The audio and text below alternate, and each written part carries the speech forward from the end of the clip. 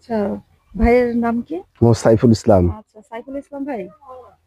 জি বলেন। আপনার তো খুব সুন্দর একটা প্রজেক্ট করেছেন। আচ্ছা, উত্তরবঙ্গে তো বেসিক্যালি এই পেঁয়াজের বীজের ইয়েটা দেখা যায় না।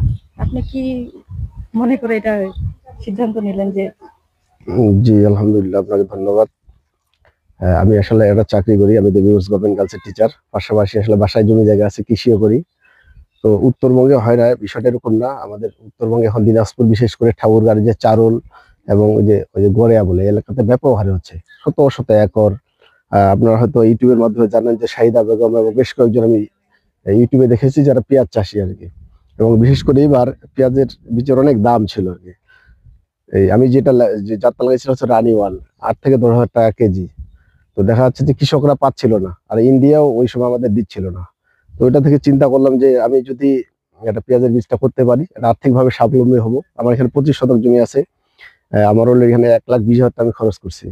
আমার এখানে যদি 150 কেজিও হয়, আমি চিন্তা করতেছি যে আমি এখান থেকে 1.5 লাখ টাকা লাভ করবো 4 মাসের ব্যবধানে। হ্যাঁ, তো আমার হচ্ছে আর্থিকভাবে লাভবান হচ্ছি। পাশাপাশি আমার যারা কৃষক আছে, আমাদের দেশে যারা কৃষক আছে, আমি মিনিমাম এই বীজটা 500 কৃষককে দিতে পারবো। হ্যাঁ, এই থেকে আর কি। এবং আমার ভারত নির্ভরতা বা বিদেশ নির্ভরতাটা কমবে আর কি, এই থেকে আমি এটা লাগাইছি আর কি। চিন্তা করছি আগামীতে আরো এটা আমার প্রজেক্ট আরো বড় করবো আর কি। আপনার এই উদ্যোগকে সাধুবাদ জানাই। হ্যাঁ, আপনাদেরকে ধন্যবাদ। হ্যাঁ, হ্যাঁ।